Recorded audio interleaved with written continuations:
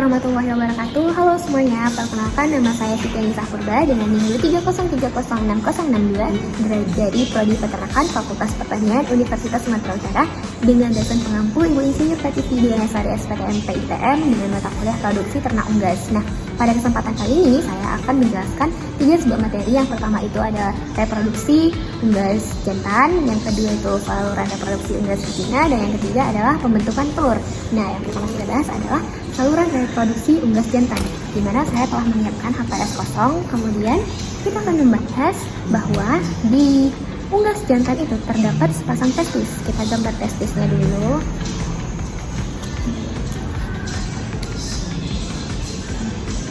Nah, pada unggas jantan, testis sebelah kiri itu lebih besar karena mengalami proses adaptasi ruang dan juga dominasi reproduksi. Nah, kita lengkapin gambarnya dulu.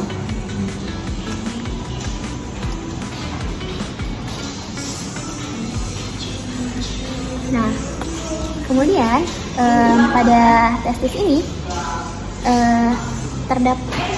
menghasilkan spermatozoa dan juga hormon testosteron. Nah, sperma tadi akan disalurkan ke epididymis, di mana epididymis ini adalah saluran yang menempel pada epididymis. Nah, pada epididymis ini terjadi proses pematangan sperma dan juga sebagai tempat penyimpanan sperma sementara. Nah, setelah itu sperma yang telah matang tadi akan disalurkan oleh vas deferens. Oleh vas deferens menuju ke kloaka. Nah, ini kita anggaplah sebagai kloaka ya. Ini kloaka. Kemudian ini saluran vas deferensnya. Nah, vas deferens itu adalah saluran perpanjangan dari epididymis yang menyalurkan sperma menuju kloaka. Nah, kloaka ini berfungsi sebagai alat kopulasi unggas, di mana pada saat proses perkawinan kloaka ini akan menempel ke kloaka betina karena tidak semua unggas memiliki palus. Nah, karena berbeda dengan mamalia bahwa unggas ini tidak memiliki penis di luar. Nah, kloaka ini juga berfungsi sebagai 3 fungsi, yaitu sebagai sebagai sistem reproduksi, sebagai sistem ekskresi, dan juga sebagai sistem pencernaan. Nah, kemudian selanjutnya kita bahas reproduksi betina, tapi kita lengkapin dulu ini gambar yang jantan. Ini saluran untuk ke ekskresi ya sebenarnya, cuman kita gambar aja. Nah, ini ginjal. Ya, semoga terbayang bahwa ini ginjal. Oke, ini udah kita lengkapin. Atau perlu kita beri keterangan? Ini ada testis, kemudian ini ada epididymis. Nah, kemudian ini ada vas deferens, dan ini ada kloaka. Oke. Nah, kita lanjut ke yang saluran reproduksi unggas betina. Nah, di unggas betina itu sendiri kita ketahui bahwa terdapat ovarium. Nah, ovarium ini letaknya berada di sama seperti unggas jantan, berada di dalam tubuh ya, di dalam tubuh, di mana ovarium ini letaknya di dekat tulang belakang.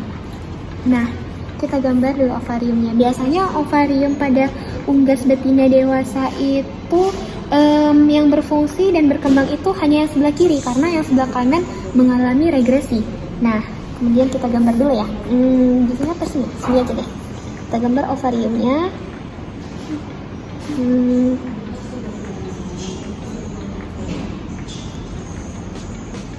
Ya, semoga ini bisa dianggap sebagai ovarium. Ovarium ini berisikan dengan folikel yang berbagai ukuran dan berisikan dengan sel telur dengan berbagai tahap perkembangan. Nah, kemudian ovarium ini fungsinya adalah menghasilkan sel telur dan hormon progesteron serta estrogen. Nah, ketika sel telur ini tadi matang, akan disalurkan ke infundibulum. Nah, kita gambar infundibulumnya. Nah, infundibulum ini berbentuk corong yang fungsinya tentu saja menangkap sel telur dan juga menjadi tempat fertilisasi jika terdapat sperma. Nah, dari infundibulum ini tadi, sel telur akan bergerak ke magnum. Kita gambar magnumnya. Ini dia magnum.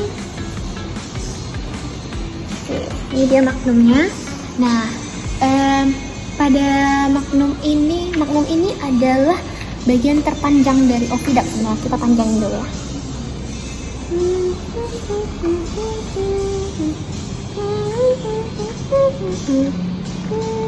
Nah, ini bagian terpanjang dari oviduct. Di magnum inilah terjadi dihasilkannya putih telur ataupun albumen yang ditambahkan ke kuning telur. Nah, selanjutnya sel telur ini akan bergerak ke ismus. Nah, ini ismusnya. Nah, ismus itu apa? Nah, ismus ini adalah bagian yang lebih sempit daripada oviductnya.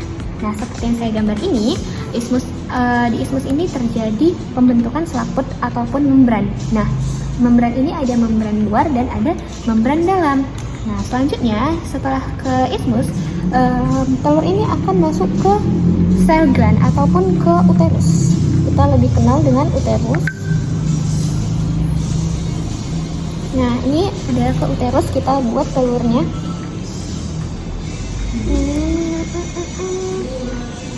Kita buat ke uterus. Nah, di uterus ini terjadi pembentukan kerabang. Kerabangnya ini terbentuk oleh kalsium karbonat yang disekresikan oleh kelenjar uterus itu sendiri. Nah, bagian terakhir adalah vagina. Nah, di vagina ini kita gambar langsung kloaka ya. Karena vagina ini adalah saluran yang menghubungkan uterus ke kloaka. Nah, kita gambar kloakanya karena vagina adalah yang menghubungkannya. Nah, di vagina ini juga berfungsi sebagai tempat penyimpanan sperma di sel host gland-nya. Kemudian, karena vagina ini berfungsi sebagai jalan keluarnya telur ke kloaka, maka kloaka sama juga seperti unggas jantan, yaitu sebagai tempat bermuaranya 3 sistem ekskresi, sistem reproduksi, dan juga sistem pencernaan. Oke, kita masuk ke yang submateri ketiga, yaitu proses pembentukan telur dan waktu yang dibutuhkan. Nah, sebelumnya saya memberi nama dulu bahwa ini adalah ovarium ya tadi. Kemudian ini ada infundibulum. Kemudian ini ada ismus. Oke, kemudian ini ada, ini tadi bukan ismus, ini magnum ya. Setelah magnum baru ke ismus. Nah, habis ke ismus lanjut ke uterus. Dan ini adalah bagian vaginanya. Serta ini adalah kloakanya. Oke, selanjutnya kita bahas yang proses pembentukan telur dan waktu yang dibutuhkan tadi itu dimulai dengan proses ovulasi pada ovarium. Proses ovulasi yaitu pembentukan pelepasan sel telur yang sudah matang. Nah, sel telur ini yang sudah matang ini yang dilepaskan ini adalah kuning telurnya ataupun yolk beserta germinal disknya. Nah, ovulasi ini dikendalikan oleh hormon LH dan juga hipofisis. Hormon LH dan hipofisis. Oke, hormon LH dan hipofisis. Nah, setelah dilepaskan, tentu saja sel telur yang telah matang atau yolk ini tadi akan ditangkap oleh infundibulum. Nah, ini ditangkap oleh infundibulum. Nah, kemudian jika ada sperma, maka akan terjadi fertilisasi. Nah, fertilisasi ini terjadi sekitar 15 sampai dengan 30 menit. Nah, berarti di infundibulum itu sekitar 15 sampai 30 menit.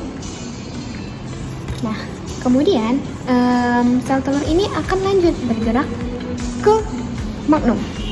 Nah, di magnum ini putih telur kan ditambahkan nih tadi. Nah, maka di magnum ini sekitar 3 jam. Berarti 3 jam di magnum. Oke, 3 jam di magnum. Selanjutnya dari magnum ini tadi akan dilanjutkan ke ismus. Nah, di ismus ini terjadinya pembentukan membran telur. Berarti di ismus ini dia berada di ismus selama 1-2 jam saja.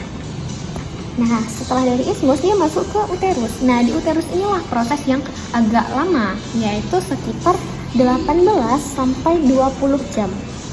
Nah, kenapa? Karena pada uterus ini terjadi 2 proses yang penting juga.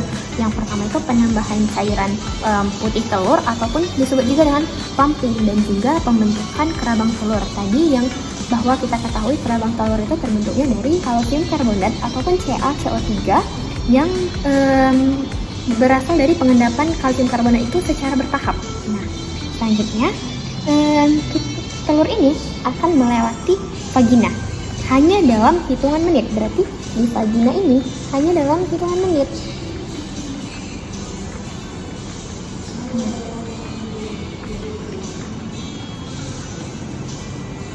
Nah, setelah itu dia akan dikeluarkan dari vagina dan kloaka. Nah, berarti total waktu dari ovulasi sampai telur itu keluar dari vagina ataupun kloaka itu sekitar 24-26 jam. Nah, karena prosesnya ini cukup panjang, jadi unggas ini biasanya dengan lama waktu itu dengan interval 24 hingga 27 jam.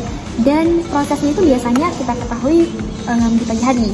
Nah, selain itu, unggas ini uniknya juga dapat menyimpan sperma dalam sperm host glands-nya itu di vagina selama beberapa minggu. Nah, hal inilah yang memungkinkan unggas betina ini untuk menghasilkan telur yang fertil dalam 1 kali waktu perkawinan. Nah, jadi ini dia hasilnya. Mungkin ini untuk yang jantannya tadi, kemudian ini yang untuk betinanya. Mungkin sekian yang dapat saya sampaikan. Wabillahi taufiq wal hidayah. Wassalamualaikum warahmatullahi wabarakatuh. Semoga bermanfaat.